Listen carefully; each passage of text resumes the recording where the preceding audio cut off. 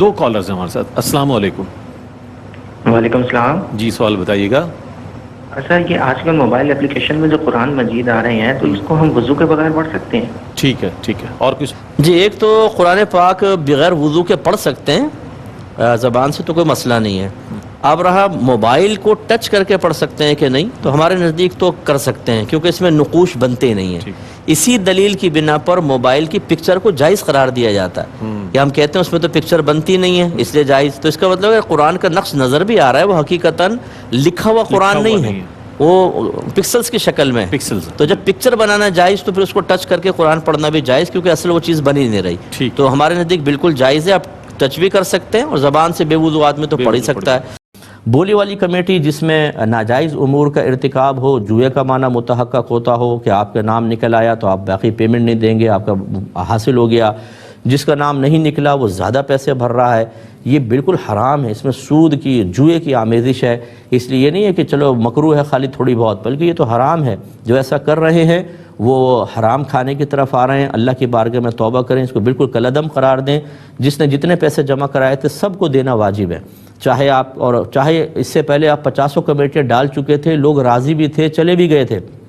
جس نے ڈالی تھی اس پہ وبال ہے، اسے فوراً سے پیشتر ان سب کو جمع کر کے اور علماء سے مشورہ کر لیں.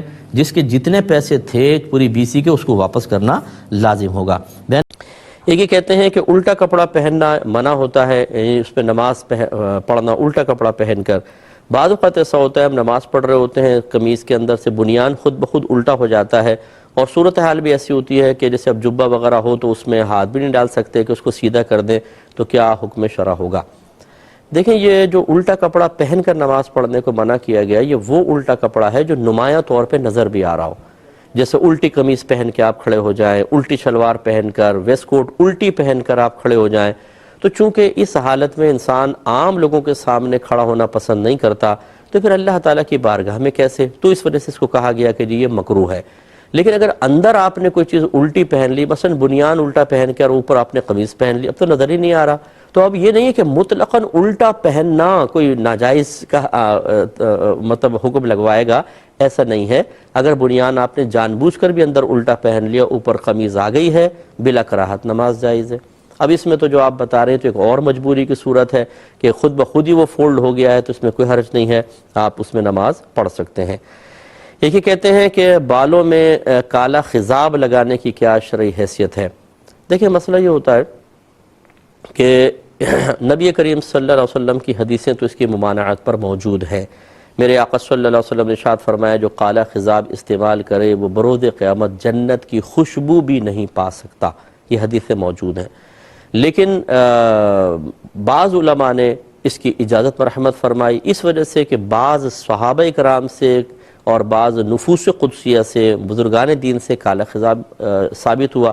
لیکن جو ناجائز کہتے ہیں اس حدیث کی روشنی میں، وہ اس میں تعویل یہ کرتے ہیں کہ وہ اصل میں جہاد کیا کرتے تھے، مجاہدین تھے، اس لیے انہوں نے اپنے بالوں کو کالا کیا کہ اگر وہ سفید بال کے ساتھ پہنچیں گے تو دشمن کی حوصلہ افزائی ہوگی، دشمن پہ رعب اور دبدبہ قائم کرنے کے لیے کہ کالی کالی داڑیاں، کالے کالے بال نظر آئیں گے تو لگے گا بہت سارے جوان لوگ لڑنے کے لیے آئے ہیں، کہ رعب اور دبدبہ قائم ہوگا، اس لیے مجاہدین کے لیے اجازت ہوگی. یہ کہتے ہیں. دوسرے جو ہے وہ اس کو جو اکابرین نے کیا اس کو مطلقاً وہ کہتے ہیں کہ مجاہدین کے لیے نہیں، بلکہ ہر وہ شخص کے جو کسی لحاظ سے اتنا امپورٹنٹ ہو چکا ہو کہ اگر وہ سفید بال ہوں گے تو دین کا، مسلک کا، مکتب فکر کا نقصان ہوگا، اس لیے وہ کہتے ہیں کہ کرنا صحیح ہے. ایسے بھی لوگ موجود ہیں.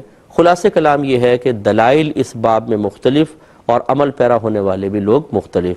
ہم جو ہے، میں خاص طور پر ہم لوگ اس کو فالو کرتے ہیں جو اس کو منع کرتے ہیں، اس لیے میں کبھی داڑھی میں کالا خضاب نہیں لگاتا ہوں، میں مہندی یوز کرتا ہوں.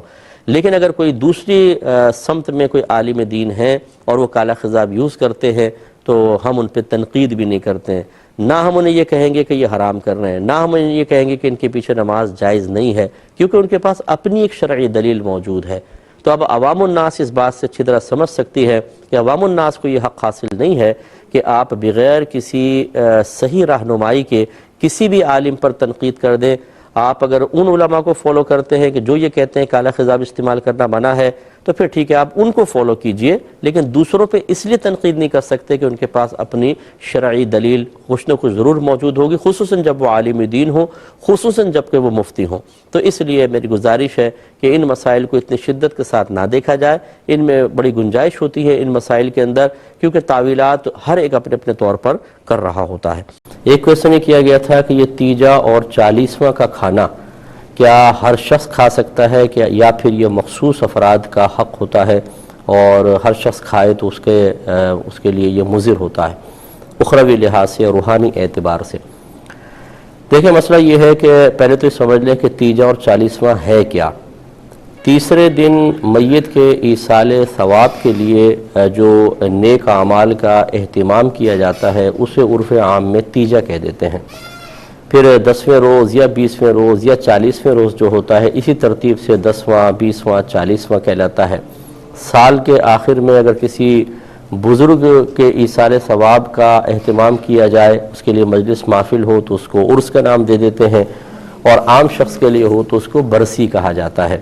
تو یہ دراصل ایصال ثواب کا اہتمام کیا جاتا ہے، اس اعتبار سے ان دنوں کے نام ہو گئے ہیں، اور کسی کا بھی یہ کانسیپٹ نہیں ہوتا، نہ ہونا چاہیے کہ تیسرے دن ہی ایصال ثواب ہو سکتا ہے، اس کے علاوہ نہیں۔